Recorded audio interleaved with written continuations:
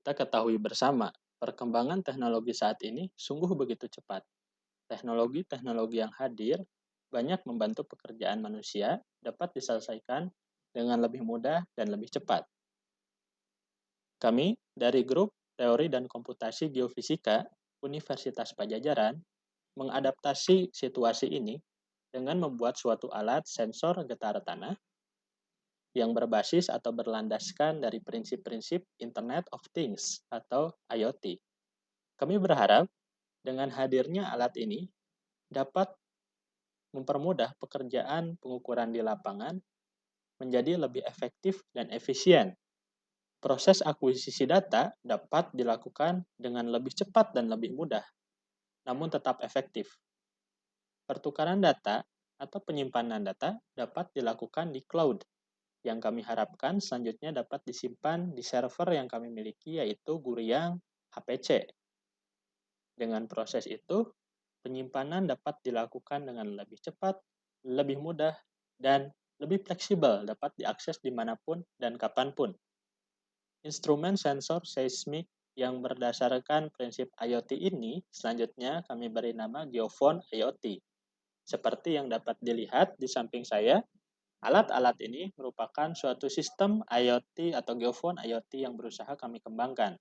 Di dalam alat ini, untuk dapat mengukur getaran tanah, ditanamkan sebuah sensor geofon. Sensor geofon dapat mengubah getaran tanah menjadi sinyal-sinyal listrik.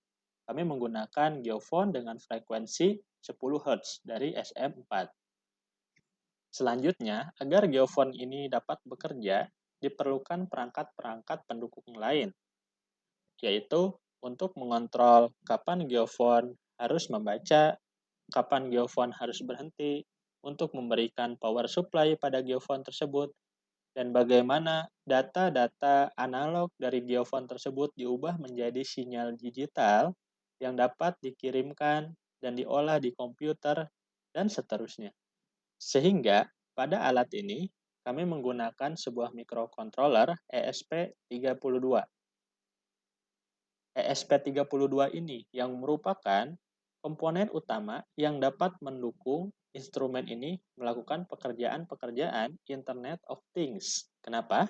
Karena pertama, ESP32 ini mempunyai Wi-Fi yang didukung oleh antena yang memungkinkan komunikasi dapat terjalin secara nirkabel atau tanpa kabel. Dari Wi-Fi tersebut, ESP32 mempunyai protokol yang dikembangkan untuk melakukan komunikasi antara ESP32 lain. Protokol komunikasi ini disebut ESP-NOW. ESP-NOW ini memungkinkan alat ini dapat berkomunikasi satu sama lain untuk saling melempar informasi dan juga mentransmisikan data-data. Dan tentu saja data sensor dari geofon. Selanjutnya, untuk menyimpan data-data sensor geofon, ESP32 ini mempunyai flash memory sebesar 4 MB. Yang selanjutnya dapat dikonfigurasi menggunakan pustaka dari LittleFS. ESP32 ini dapat diprogram melalui Arduino IDE sehingga sangat user friendly tentunya, dengan pustaka-pustaka yang sudah sangat lengkap. Efektivitas daya seringkali menjadi tantangan bagi perangkat-perangkat IoT apapun. ESP32 ini mendukung mode deep sleep. Sensor geofon 10 Hz sebelumnya dihubungkan melalui 2 pin dari microcontroller ESP32 ini yang memiliki ADC sebesar 12 bit. Dapat dilihat di samping saya ini ada dua komponen utama dari sistem instrumentasi getar tanah berbasis IoT ini. Yang pertama merupakan server yang nantinya akan terhubung ke PC melalui sebuah kabel USB.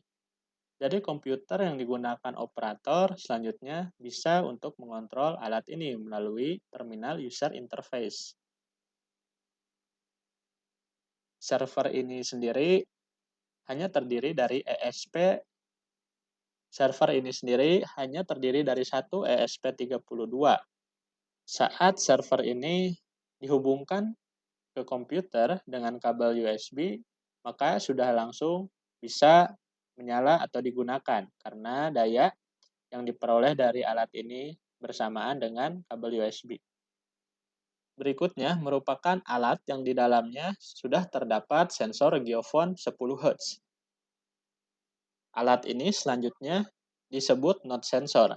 Di dalamnya sudah diintegrasikan banyak komponen-komponen seperti geofon 10 Hz, ESP32, baterai,